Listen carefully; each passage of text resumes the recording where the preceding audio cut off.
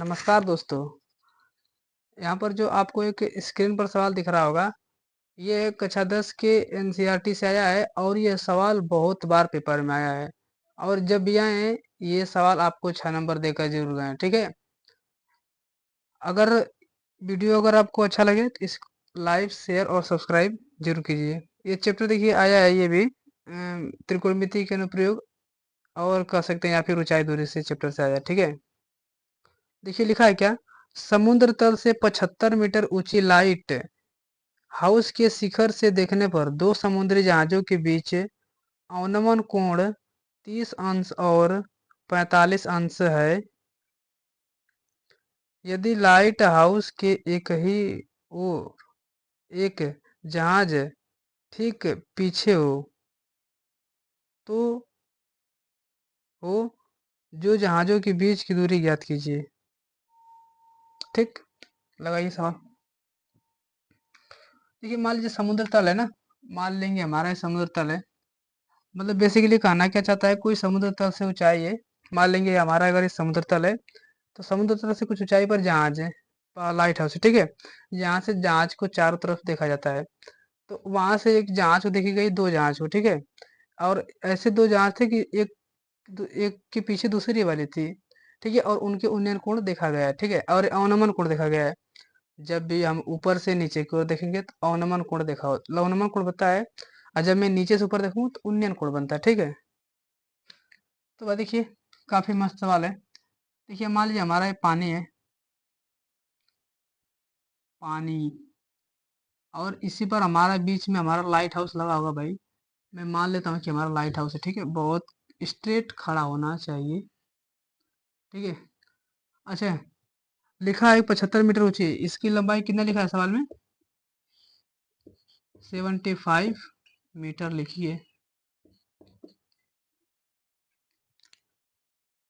करा कि शिखर देखने पर दो समुद्री जहाज के उन्नमन कोण कितने, 30 अंश और 45 अंश। देखिए ध्यान से, मैं एक थोड़ा आपको बात बता रहा हूँ। मान लीजिए एक जहाज हमारे यहाँ पर है और एक जहाज यहाँ पर है।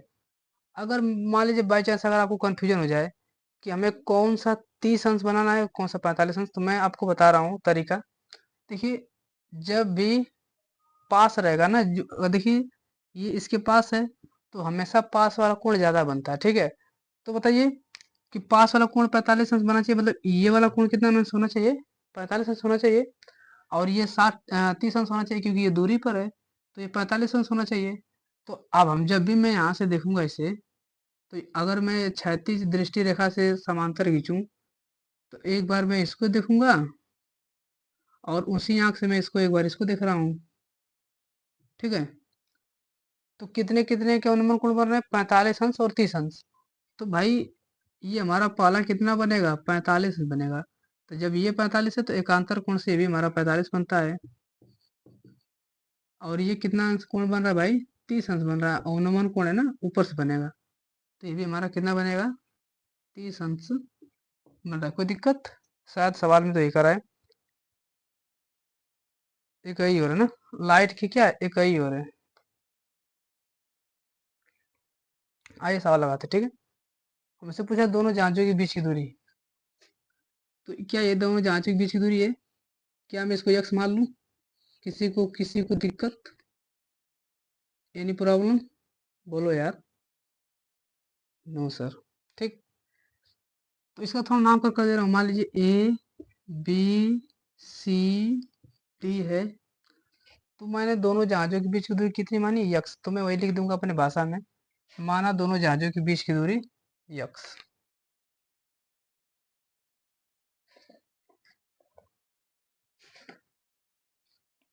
तो माना दोनों जहाजों के बीच की दूरी कितना मान लीजिए? यक्स मीटर है, ठीक है भाई। मैं मान लेता हूँ कि दोनों जहाजों के बीच की दूरी कितनी है? यक्स मीटर है, ठीक। अच्छा मान लीजिए बी सी हम मान लेता हूँ अपने, वाई टर्म फरवरी है, इसका कोई मतलब नहीं है, वैसे भी वाई कोई मतलब नहीं है, ठीक। हमें यक्स का मान निकालना है। तो मैं सबसे पहले इस त्रिभुज में काम करूँ, ए बी सी। तो ट्रायंगल ए बी सी में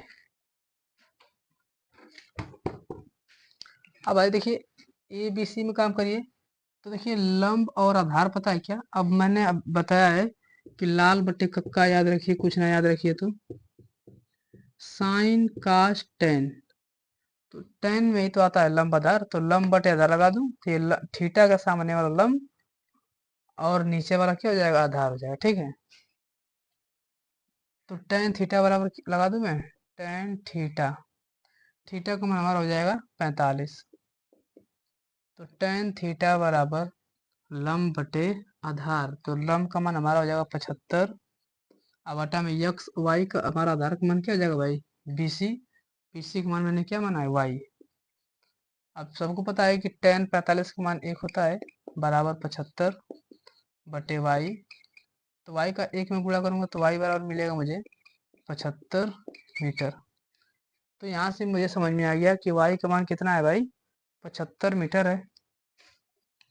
अब यहाँ से पता चल गया, तो ए बी डी में काम करिए। तो ट्रायंगल ए बी डी में, अब ए बी डी में काम करिए भाई। अब ए बी डी में फिर देखिए लंब बटे आधार, तो लंब बटे आधार क्या है, टेन थीटा ही बनेगा। थीटा का माना हो जाएगा हमारा 30 अंश। तो टेन थीटा मतलब 30 अंश बराबर लंब बटे आधार। तो लंब का मान 75 और आधार का मान कितना हो जाएगा, यक्स वाई प्लस एक्स हो जाएगा, वाई प्लस यक्स। कोरिया के बच्चे को पता है कि टेन 30 अंश का मान कितना होता है, एक बटे करड़ी में 30 बराबर 75 बटे वाई प्लस यक्स। ठीक, अब बताइए भैया कि वाई प्लस यक्स का एक में गुणा करूंगा तो वाई प्लस यक्स ही आएगा। यहाँ पर मिलेगा, मैं यहाँ पर सॉल्व कर रहा हूँ, मुझे यहाँ पर वाई प्लस यक्स बराबर 75 का करड़ी में 3 में गुणा करूंगा तो मिलेगा 75 करड़ी में 3। ठीक, अब वाई का मान मुझे पता है भाई कितना है, 75 है। तो यहाँ पर लिखा रखिए 75 प्लस यक्स बराबर 75 करड़ी में 3। एक काम करिए भाई, इसको इधर भगाइए, इसको उधर भगा दीजिए, नहीं तो रहने दीजिए। यक्स बराबर कितना आ जाएगा, 75√3, आई उधर जाएगा तो माइनस में हो जाएगा, 75 हो जाएगा। क्या दोनों में से 75 कॉमन दिख रहा है, तो अगर मैं यहाँ से 75 कॉमन ले लूँ तो बचेगा हमारा करड़ी में 3 माइनस 1। आप यहीं पर छोड़ देंगे, या तो आप आपका मान करें तो ये करड़ी में 3 का मान 1.732 ले जाकर रख सकते हैं, या फिर इतना छोड़ दीजिए, हमको लग रहा है कि आंसर ये दिया होगा। ठीक है, एनसीईआरटी में क्योंकि रूट में मान कोई जल्दी रखा नहीं है, इतना metre is the right answer. तो दोनों जहाजों के बीच की दूरी कितना मिलेगी, 75√3 minus 1 metre is the right answer for this question. ठीक, काफी मस्त सवाल है, बेहतरीन सवाल है, जबरदस्त सवाल है। ठीक है, अगर अच्छा लगे तो वीडियो को लाइक शेयर जरूर कीजिए। धन्यवाद।